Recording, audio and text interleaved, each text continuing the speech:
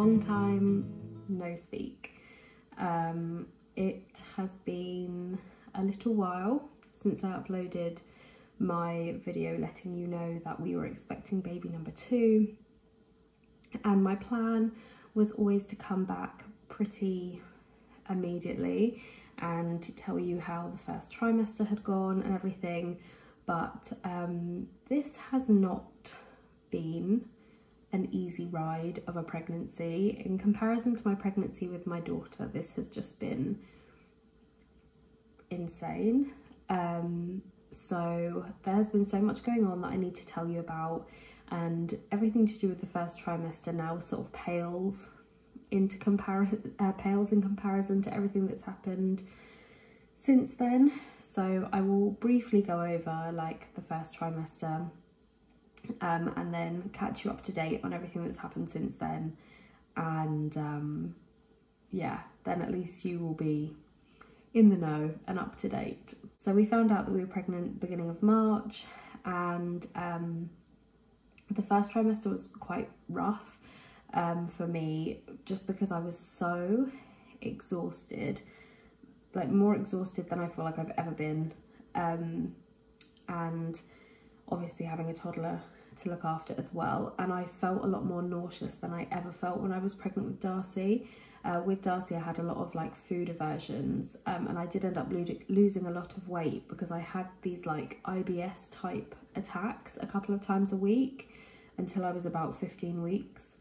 I didn't have that this time, but I did have a lot of nausea, so I just felt rubbish. And then on top of that, I was ill constantly with like every virus that was going around.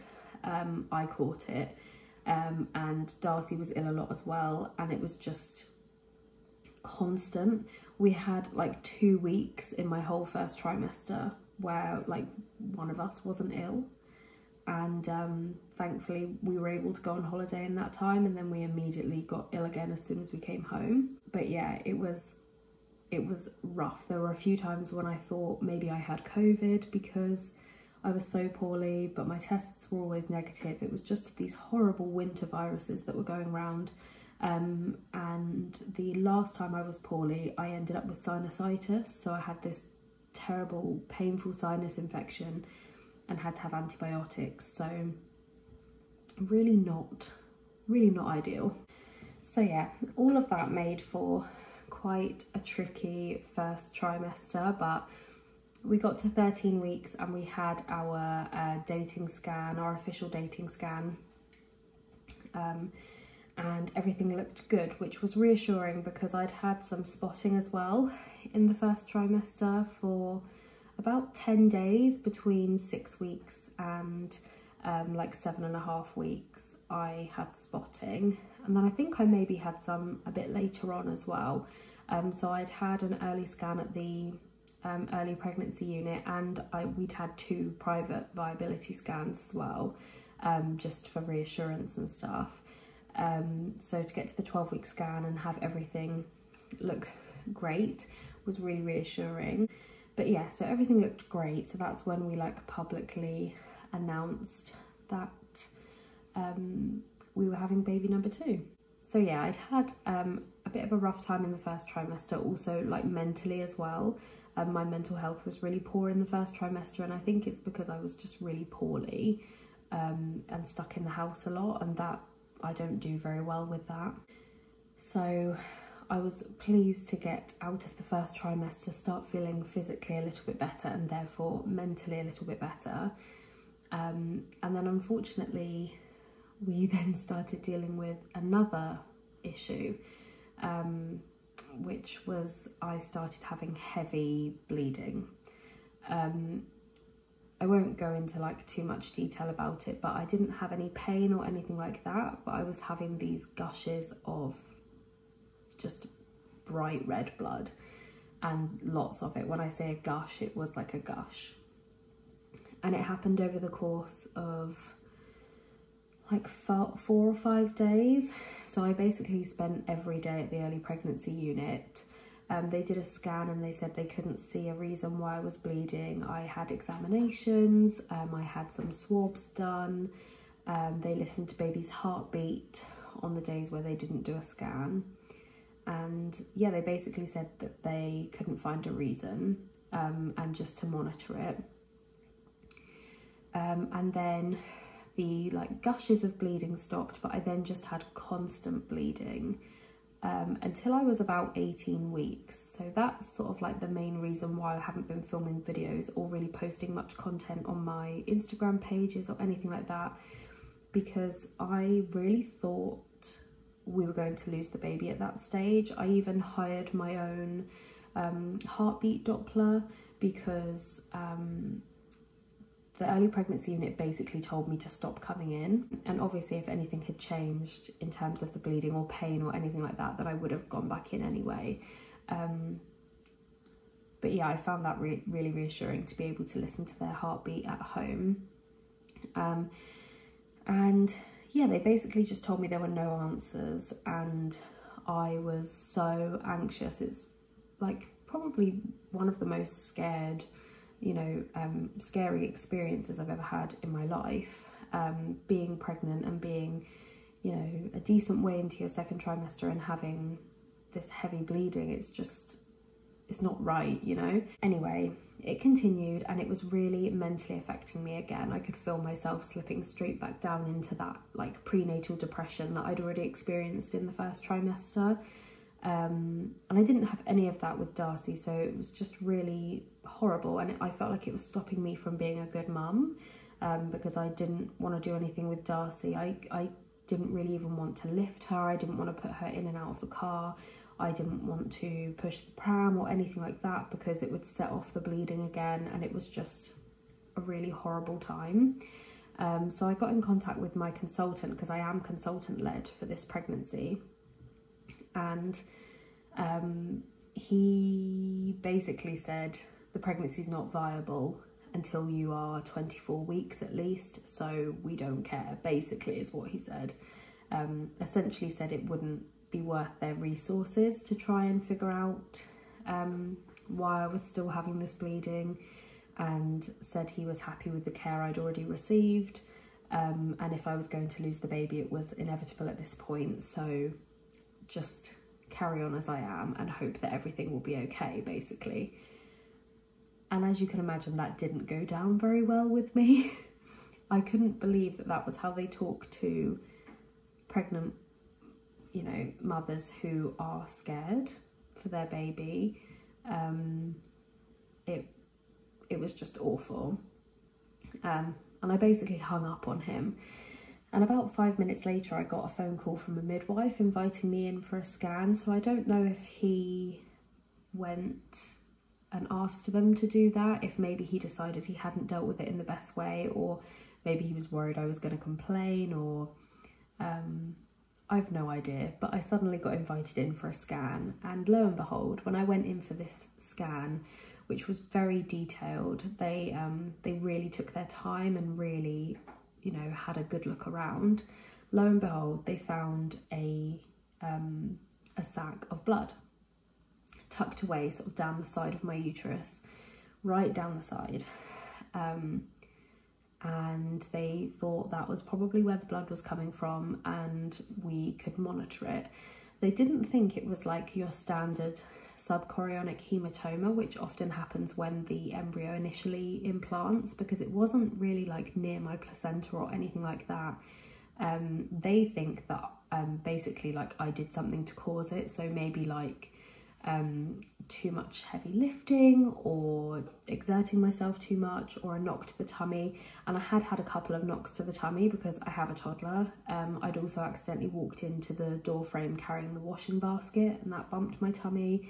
And a few days before the bleeding started, a friend and I had gone for a walk in the woods with our prams, and it was very, very boggy, and so it was a real effort to push the pram. And at one point, without thinking, I had leant really heavily on the pram to get it up and over a tree stump, and probably shouldn't have done that, and I do think that might have been what caused it.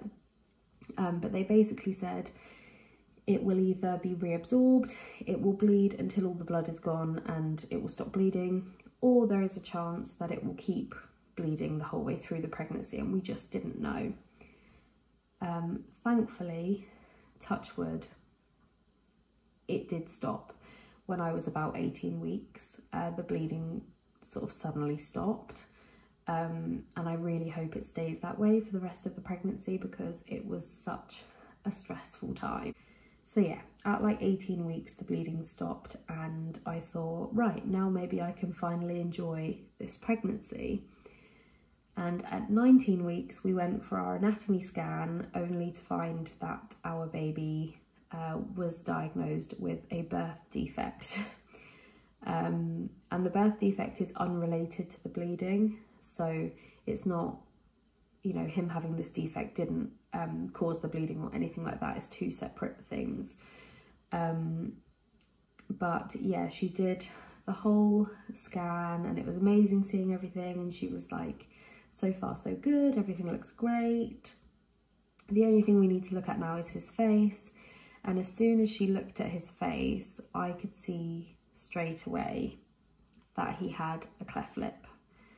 I could just recognise it straight away, not even being a sonographer, I just could tell. So she got somebody else in to have a look, and they said, yes, I think he does have a cleft lip. And it was sort of like the world fell apart in that room. And I know that in terms of things that can be wrong with your baby, things that can be picked up at the 20-week scan, a cleft lip is not one of the huge things, and it could have been so much worse. But when you have already had a difficult pregnancy and you just want to relax and enjoy it, and you already have health issues yourself, so you know how it feels to be diagnosed with something that is going to be with you for life and, you know, may cause problems, you know, in years to come. You don't want that for your child. And I just completely fell to pieces and blamed myself, and it was just such a shock, like just such a shock. One thing I will say is that if you were going to be born with a cleft lip or palate, this country is actually a pretty good country to be born into, believe it or not, because everything is so organised and efficient, or at least it has been so far for us. We were referred to fetal medicine at one of our sort of more local hospitals straight away, and they got us an appointment within 2 days. So we went up there for another scan, and they confirmed that he definitely has a cleft lip, and his palate is probably affected as well. And they referred us then off onto the cleft team at the John Radcliffe Hospital in Oxford, which is not local to us at all, but that's where we've been referred to. That's the team that will be looking after our baby and looking after us. And so that was 2 and a bit weeks ago now we found out about his diagnosis, and basically just spent the last fortnight like doing as much research as possible and just trying to process everything, which I don't feel I'm doing a very good job of doing. I sort of felt like I had to be strong and just deal with it, but probably didn't give myself long enough to be upset about it. So it sort of comes in waves. And I'll put the Cleft Lip and Palate Association's website in the description of this video if anyone wants to go and have a look. A lot of people are under the impression that it's just cosmetic and that it can be fixed, but that's not really the case. The lip and palate and everything can be repaired, and these days the surgeries are amazing, but there are a lot of people living in this country and around the world who were born with cleft lip and or palate and still have lots of issues because of it. And the first sort of 10 years of his life, this is going to play a big role in his life. The baby will require multiple surgeries. The first one's likely to be within the first sort of 5 months of life, which will be a lip repair. We don't know at the moment the severity of the cleft lip, so we don't know the severity of the cleft basically, so like how wide the gap will be. Depending on how severe it is, that sort of depends on how many operations you need to have. But we know that the first one will likely be within the first 5 months of life, and that will be a lip repair. There could potentially be a number of operations. We just really don't know at this stage, and that is one of the things that I find hardest personally, is the not knowing and the uncertainty of all of it. I just hate this limbo where we don't know the severity, we don't know how they're going to develop. Is their speech going to be okay? Is their hearing going to be okay? Are they going to be bullied? All of these like unanswered questions keep me up at night at the moment. Tried very hard to not get upset in this video because I have literally spent so much of the last 2 weeks crying.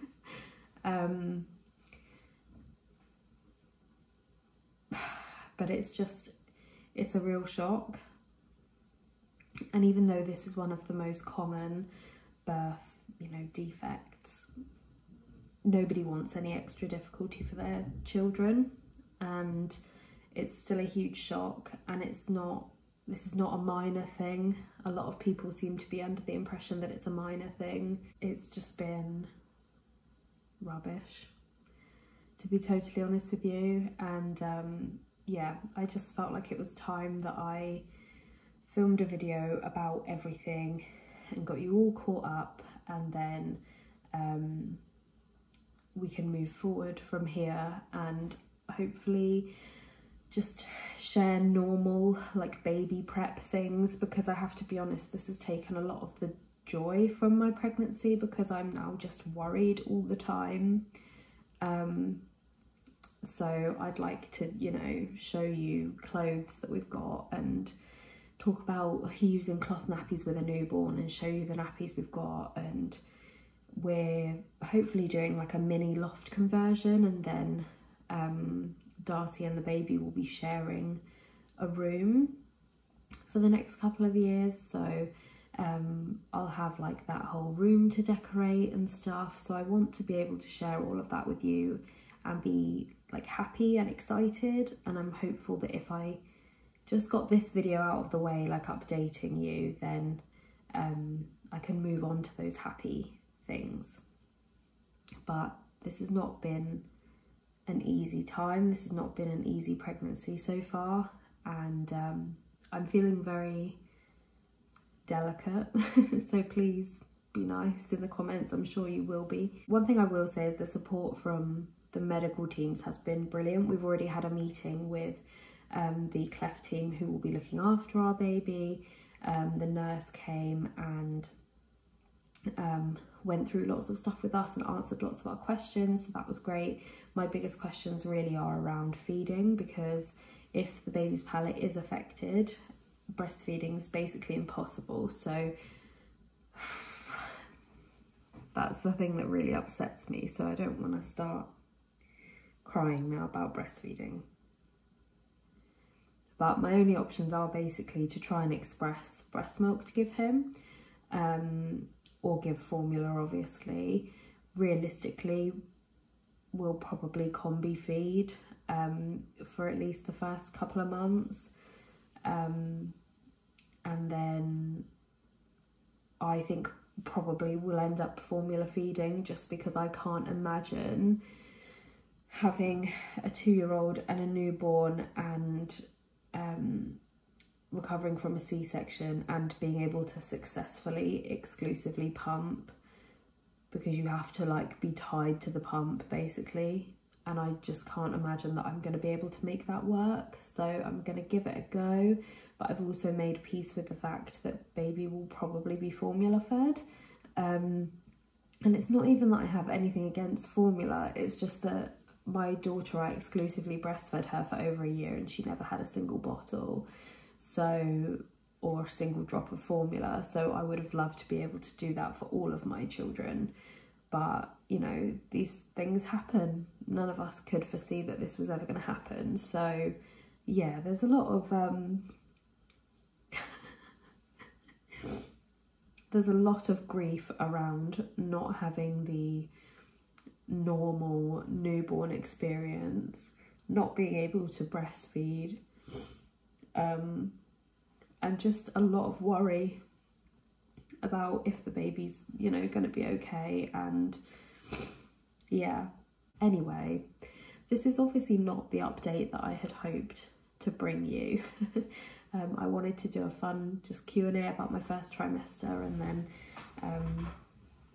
share other bits and bobs as we went through the pregnancy. But I'm 21 weeks now, or just over 21 weeks, and I really want to just start sharing like normal pregnancy content. And I will share bits and bobs about our journey with having a cleft baby, because I think it's probably really helpful for people who, like me, get this diagnosis out of nowhere and just have no idea how they're going to cope, and or no idea where to start. So I'm hopeful that once baby's here, I'll be able to make some content reassuring new parents who are in the same situation, because I'm hoping that it's not going to be as scary or as, you know, unmanageable as I'm imagining. But just like with Darcy, just like with the decision I made with Darcy, I probably won't be sharing his face, and I don't want anyone to think that's because he's got a cleft lip. It's because I made the decision to stop sharing my children's faces so much on public social media. So I'll try and figure out a way to share his journey without sharing his face.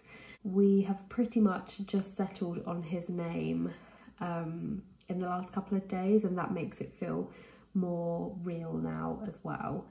And we can start thinking of him as his own person rather than just this unknown diagnosis that we've had. And I'm enjoying like sorting out his clothes and his nappies and planning how I'm going to do their bedroom and stuff. And like Darcy talks about her little brother now and like strokes my tummy, and I'm just trying to like really make the most of the rest of this pregnancy and just try and find the joy in it again. But yeah, if any of you have any questions, please do let me know. Leave them in the comments below and I'll get back to you as soon as I can. And I'll see you in my next video. Bye guys.